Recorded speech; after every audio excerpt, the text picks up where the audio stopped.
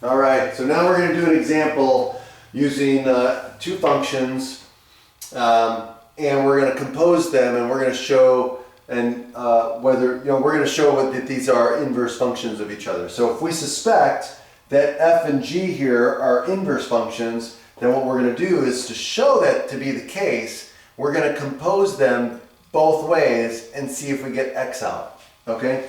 So the first thing we're going to do is we're going to do f circle g of x, which is going to be f of g of x, which is going to be f of what? X minus 100 over 12, which is equal to what?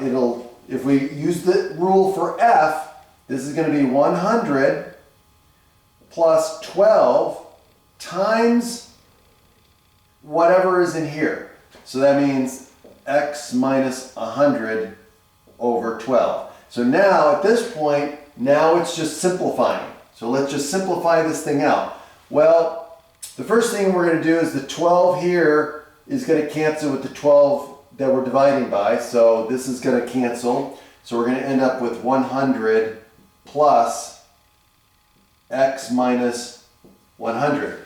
And then the 100 here is going to cancel with the 100 here because we're adding 100 and subtracting 100. So those are going to cancel, right? Just like the 12s cancel here. And so what happens is we end up with x. So it works that way, okay? Now we're going to compose it the other way.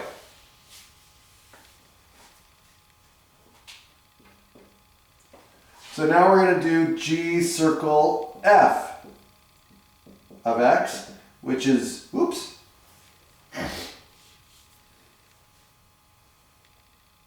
g of f of x. So now f is inside g. So that means it's going to be what? It's going to be g of 100 plus 12x, which is then going to be what? Now g is this, so it's going to be what? It's going to be 100 plus 12x minus 100 all over 12. See how I stuck this in for x right here? So now at this point, I'm just going to simplify it. So now notice in the numerator here, I can drop the parentheses because I don't need them there. And so here, the hundreds are going to cancel because I'm adding and subtracting 100. So that's going to give me 12x over 12. And of course, the 12 divided by 12 is just going to give me 1. So those are going to cancel. And I end up with x out again. So that means f and g are inverse functions of each other. Now what about b? All right, so b, we're going to do the same thing. So let's do h circle k of x. Okay, so we're going to do what? That means h of k of x. And so now that means h of what? Negative 1 plus x cubed, which is going to equal, now what is h? H is the cube root of x minus 1. So that means we're going to do this. So the cube root of what? X minus 1. So here's what I'm going to put in for x. So it's going to be negative 1 plus x cubed, right? That's what I'm plugging in right here. And then minus 1. And now it's just simplifying now.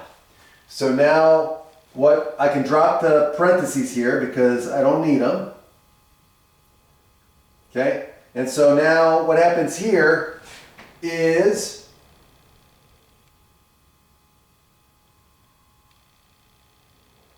I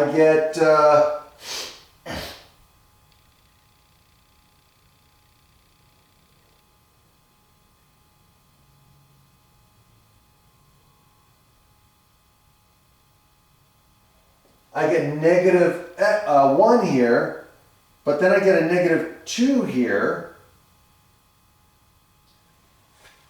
And so I'm going to end up with the cube root of -1, oh, excuse me, I'm sorry, of x cubed minus 2, right? Let me just make sure I wrote that down right.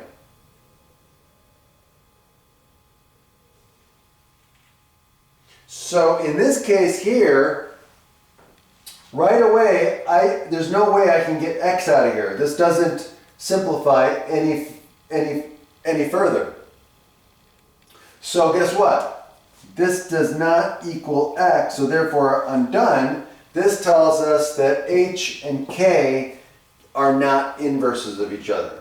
Okay. Now, if I had done this and I did get x out of here, then I would still have to compose k and h the other way and make sure that I still got x out. But since immediately the first one doesn't give me x, I'm done. I don't have to do the other way. All right. Have a great day.